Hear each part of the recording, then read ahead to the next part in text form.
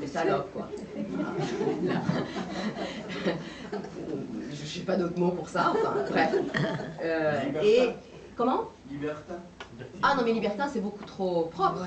Non, là, ça veut vraiment dire la femme corps, la femme sexe, en fait, qui s'oppose à la femme esprit, la femme idéale, la femme mère. Mais à nouveau, c'est pas propre à Sader Hedayat, c'est quelque chose qui est dans toutes les cultures, c'est comme ça. En Occident, c'est pareil, on a énormément de mal, encore aujourd'hui. Et regardez les insultes, ne serait-ce que sur une femme politique ordinaire, quand elle dit un truc qui ne plaît pas à un mec, vous voyez, qui n'a rien à voir avec le féminin. Mais tout de suite, les insultes vont en dessous de la ceinture. Immédiatement, chez une femme, la question, voilà, elle est mal baisée, elle est ceci. Ah bon? Quel rapport? Quel rapport? Vous voyez? Mais bon, c'est comme ça. Et ce sera pareil avec Foulour et Farrozot. C'est-à-dire que quand Foulour et Farrozot se demande comment elle va se libérer, et qu'elle présente ce désir de libération comme un désir de libération corps et âme, et dans le corps, il y a aussi des parties du corps qui sont plus...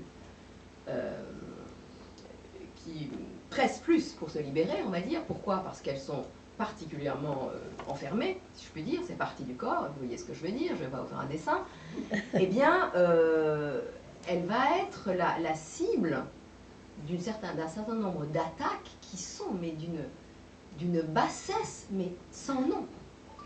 Or, c'est intéressant que Rabé, elle ait été attaquée par son frère sur des questions sexuelles, et que de sa poésie, qui est sublime, on passe à des accusations de crimes sexuels.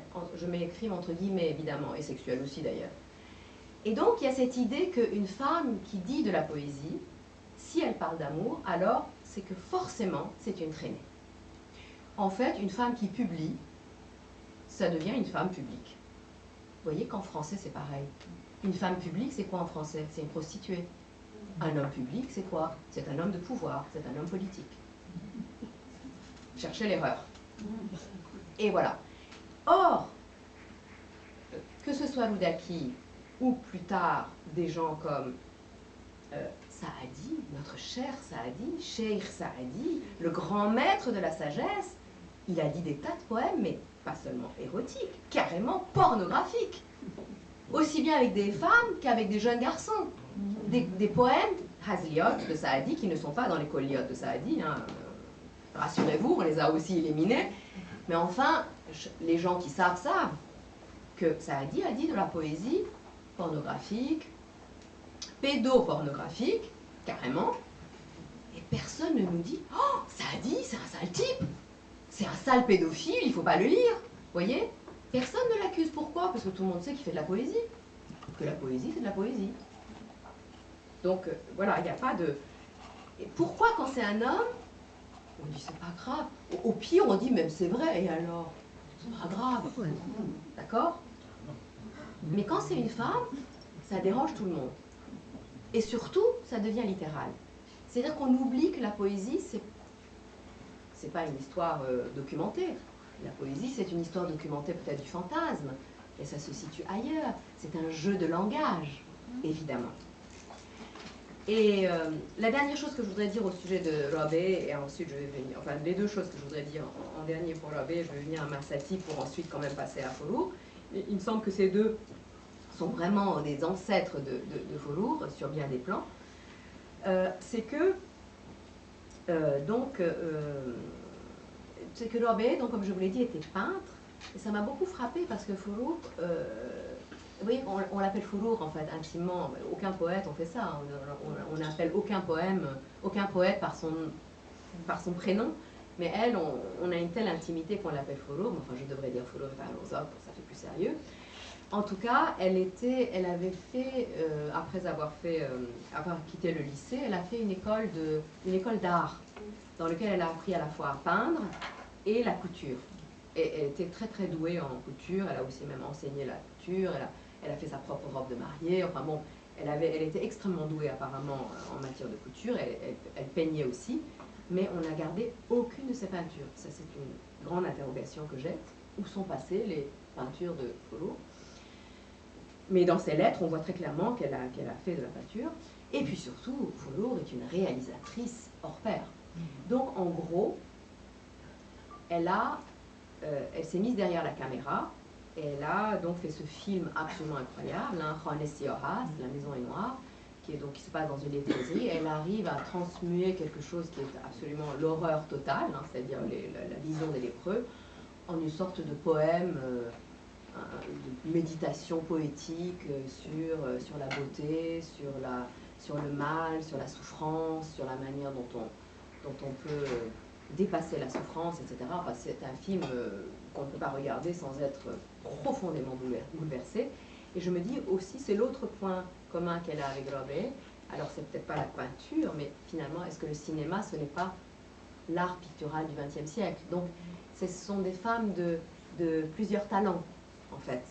Et ce ne sont pas les seules, sauf que, voilà, je voulais juste le signaler, évidemment, ce ne sont pas les seuls. Il y a eu beaucoup de poètes, enfin pas beaucoup. Il y a eu quelques poètes qui étaient aussi de très grands peintres, entre autres d'ailleurs, un des amis intimes, peut-être l'un de ses meilleurs amis, celui qui lui est resté vraiment fidèle jusqu'à la fin et après, malgré tout ce qu'elle a traversé, je veux dire Solveig Sebeli, qui était à la fois un très grand poète, à mon sens, et un peintre tout à fait remarquable. Un autre point commun donc qu'elle a avec Robert, c'est aussi, comme je vous l'ai dit, c'est Rudaki qui, par jalousie, est allé raconter une histoire sur la vie intime de Robert, alors en l'occurrence à son frère, mais en général, il l'a dit à un banquet. Il a rendu public quelque chose qui était censé rester intime. Or, c'est aussi ce qui est arrivé à Fullur Farrokhzad, et à mon avis, beaucoup de ses contemporains qui l'ont vilipendé, c'est en fait des poètes, hommes, qui étaient extrêmement jaloux de son succès fulgurant dès la publication de son premier poème dans une revue, alors qu'elle n'avait que 19 ans. Elle a 19 ans, elle publie un poème, certes un poème très scandaleux, très sulfureux, c'est ça qui a fait aussi que, voilà, c'est de loin pas son meilleur poème, mais c'est un poème extrêmement intéressant. Si j'ai le temps tout à l'heure, je vais y revenir pour le décortiquer, pour vous montrer comment moi je le lis. Mais en tout cas, voilà, c'est le fameux poème Le péché, hein, Gunnar Kaldam Gunnar Hipos Elezat, donc j'ai péché, jouissance pure. Hein, donc vraiment, elle parle de ce péché qui est une jouissance pure. À mon avis, elle parle en fait, elle a l'air de parler d'une relation sexuelle, et je pense qu'elle fait exprès d'avoir l'air de parler d'une relation sexuelle. À mon sens, ce dont elle parle, c'est la poésie.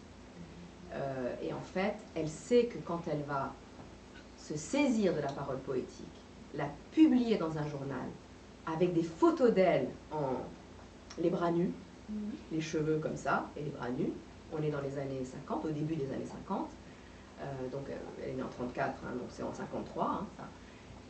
C'est ça le péché qu'elle a commis. Le péché absolu, c'est de se saisir de la parole poétique, de devenir le sujet du poème, de la parole poétique, et de devenir le sujet de l'amour. Elle va, dès l'âge de 18-19 ans, littéralement renverser les rôles, c'est-à-dire dire « c'est moi l'amant poète, et c'est moi qui commande à l'aimer d'être ce que je veux qu'il soit, c'est-à-dire l'objet de ma jouissance. » Et ça, c'est insupportable à entendre. Et je pense que c'est ça qu'on lui a fait payer longtemps après la publication de ce poème.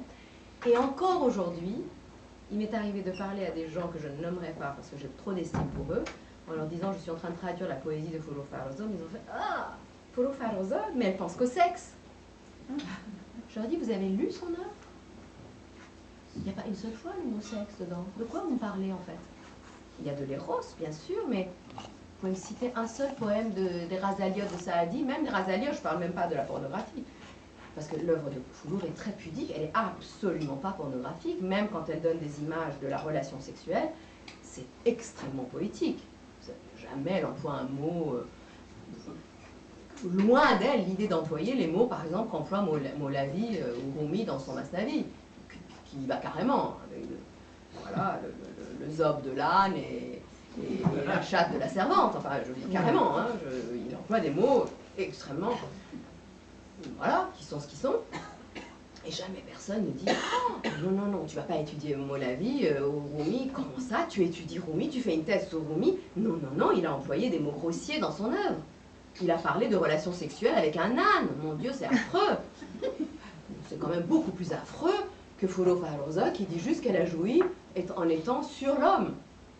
Et encore, elle ne le dit pas comme ça. Voilà, j'étais là. Bon, c'est vraiment dit de manière ultra poétique et ultra pudique en réalité. Mais c'est pas possible, voilà, c'est pas possible à entendre. C'est très étonnant quand même, hein, cette affaire. Et donc, et je pense que il y a eu cette histoire où, donc après la publication d'un certain nombre de ces poèmes dans la revue Roschanfekl, il y a le rédacteur en chef de la revue Roschanfekl, donc qui a publié en feuilleton une histoire dans laquelle il raconte que dans une pièce obscure, parce que voilà, j'ai pêché dans une pièce obscure, etc., il dit qu'en fait, Folo Farouzot, elle est venue, elle avait 19 ans, elle est venue le retrouver, et pour pouvoir être publiée dans sa revue, elle a couché avec lui dans une pièce obscure, comme ça, et bon, bref, il raconte cette histoire en feuilleton, mais c'est d'une bassesse ce qu'il raconte, mais en même temps, tout le monde s'est dit, ah bah donc il raconte son histoire avec Folo Farouzot. Et tout le monde a pris pour argent comptant que s'il le disait, c'est que c'était vrai. Elle a quand même fait une dépression nerveuse majeure, elle a fini à l'hôpital psychiatrique quand même, parce qu'elle a fait une tentative de suicide à la suite de la publication de ça. Ça a été un scandale pas possible dans toute sa famille. C'est une sorte de meurtre en fait qu'il a commis, c'est un meurtre symbolique. Et moi je le ressens comme quelque chose d'atroce. Et Farzaneh Milani, qui a eu un entretien avec lui a dit, mais vous ne regrettez pas d'avoir publié ce truc en feuilleton?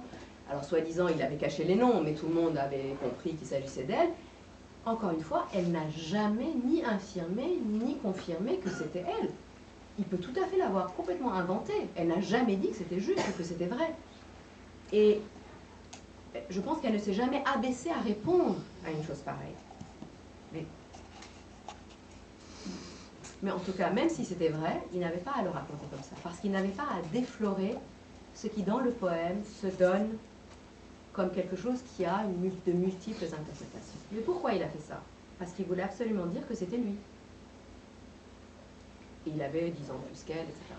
Et qu'elle était une femme mariée à l'époque, donc vous imaginez le scandale que ça a pu créer. Mais donc, en faisant ça, il a fait un meurtre symbolique d'elle, à la fois socialement et même poétiquement. Parce que c'est ça qui fait que maintenant, même encore maintenant, encore une fois, les gens me disent « Ah, cette femme, elle couchait avec n'importe qui, n'importe où. » Je dis « Mais pourquoi t'as passé le fil ?» Enfin, comme on dit, en persan. D'où tu sais qu'elle couchait avec qui? Ah mais non, mais je le sais, parce que tout le monde le sait. Je dis « Tout le monde le sait, qui l'a dit ?» Oui, elle a eu un amant,